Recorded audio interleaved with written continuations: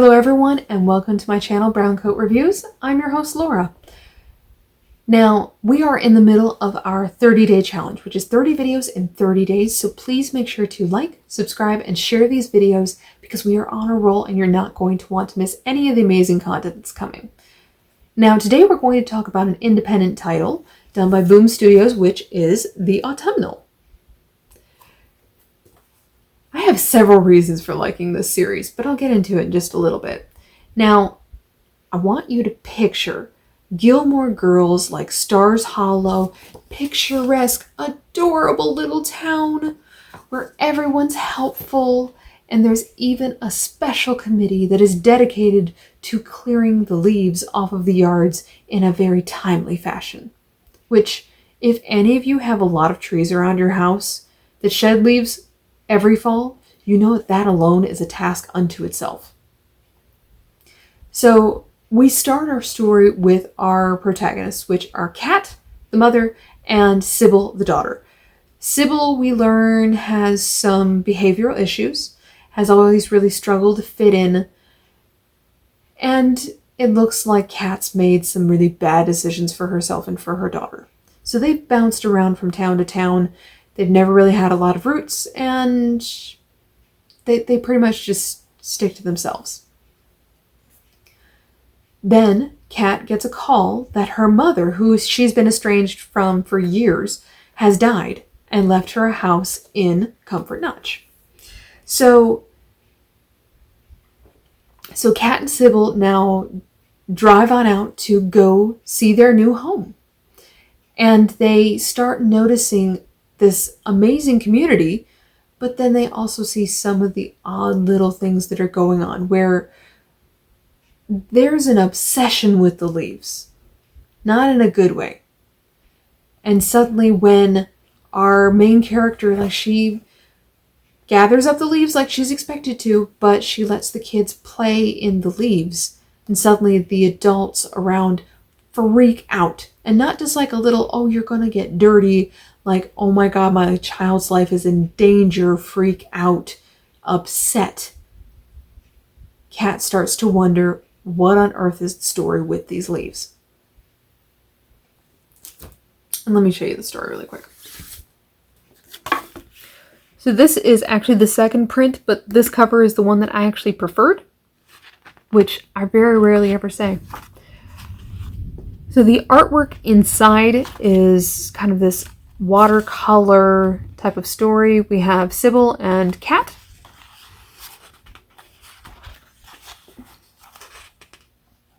And as you can see, Kat has a black eye.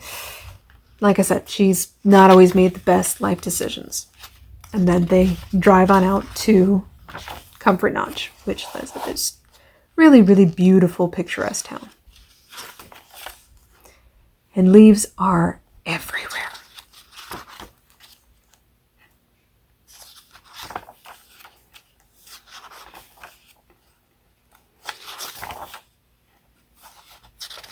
And you start hearing, so this is a song, it's a nursery rhyme that eventually Kat starts to remember singing, but it is a little unique to the town, and it starts kind of giving you just little glimpses of why there's suddenly this fear of what's inside the leaves. And these are little kids' drawings of some of the murderous intent that is hidden within. Is it the leaves? Is it the forest? We don't know yet at this point.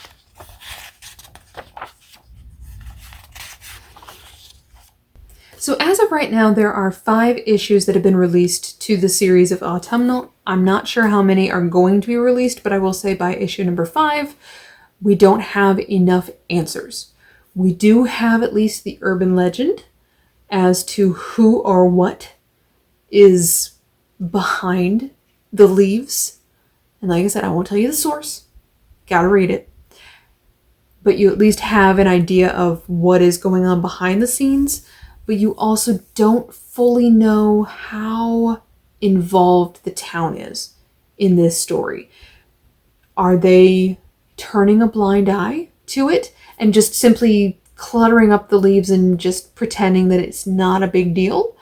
Or are they part of the conspiracy? Are they part and culpable in this story? So that mystery is still being unfolded. I will say that when I read the first 4 issues, I read them back to back. As I've described many times, I read it in one sitting. This was a story that I did not want to put down. On the other hand, when I got issue number 5, which, my dogs, I love my dogs, but for some odd reason, I had this on my pile. I didn't have it bagged and boarded yet. And I went to go over to the Durham comic book location, Ultimate Comics Durham. And when I came back, my copy of Autumnal Only had been shredded to absolute smithereens. It was one of 2 dogs, and I have yet to find the guilty party. But apparently they were equally terrified by this story. So I had to wait a little bit longer to get my copy. Thankfully, the Durham location, which is where I was that day, had an extra one, and they sent it over to the Raleigh location for me, which was great.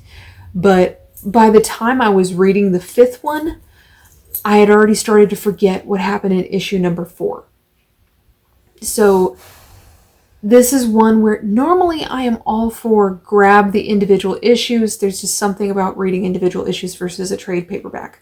But for this particular series, if you can't buy them all in like a chunk, I actually would recommend the trade paperback, because there are so many little details in this story that you're not going to want to miss, that I'm worried if you're waiting so many weeks in between that you're going to miss something. So I may change my mind about staying subscribed to this series. I may switch to the trades now that I've finished issue number 5. The other inside joke that I'm going to let you in on. Now, I did relate to the main characters in this story. So Kat and Sybil have moved a lot. I have moved since I turned 18. I stopped counting after 15 moves. So my husband certainly understood why I am very reluctant to put holes in walls and put up artwork. So the fact that we have artwork up is a huge deal. And yes, this is our home. I'm like, I am done moving for a while. I want roots. And I understand the need of these characters to get those roots. The other fun thing is, at one point, my husband and I had a very serious debate, because I love forests. I love trees. I love my seasons. There's something about them. My husband is a beach person. For him, he could do without the seasons. He could maybe go visit fall and winter and be done.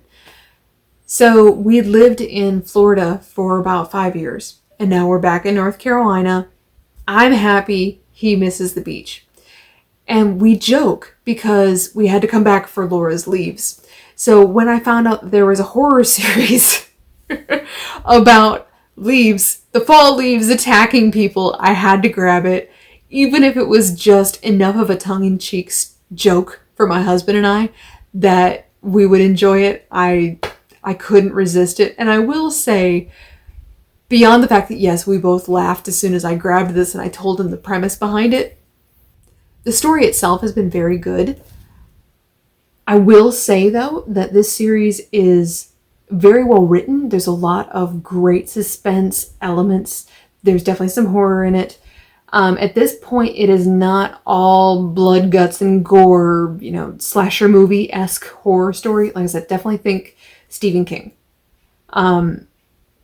At this point, like I said, we're sort of in the earlier stages of a StephenKing story where we're building the town, the community. We're definitely starting to ask some serious questions, and we do understand at least the urban myth behind it. Now it's just a question of what happens now. So I definitely recommend this story. I love the artwork. I think it's a great series to definitely try. It's just a question of whether you as well want to wait for the trade or if you want to grab the individual issues. But I will say, for right now, I definitely recommend it. I will probably do a follow-up review once the whole series is over and I've caught up on the whole thing. Whether I think that this is one that ended as well as it began. But so far, I will say it has more than just piqued my interest. I'm definitely going to start kind of paying attention to it. There are a lot of other people who've read the series as well who agree, and just, this is one of those series that no one is talking about, but just sort of little murmurings in the background about the potential for this series. And I will definitely say it is there. The writing is very good, the character development is very good, and now we're starting to get some of the depth that I love when they give that kind of richness to the characters and to the town. So check it out. And let me know down in the comments, have you read Autumnal yet? Have you been interested, or is this just not your genre? Will you be waiting for the trade, or will you be grabbing the individual issues? Like I said, I'm still not decided. Have you read other horror kind of inspired stories, that follows that same kind of Stephen King logic, where you take something that is not something that most people are afraid of, and then you make people afraid of it? Have you read other stories like that, and did you like them? Let me know which ones they are. I would love to hear from you all in the comments. This is Laura from Brown Coat Reviews, talking about yet another wonderful title, and I look forward to talking to you all again very soon.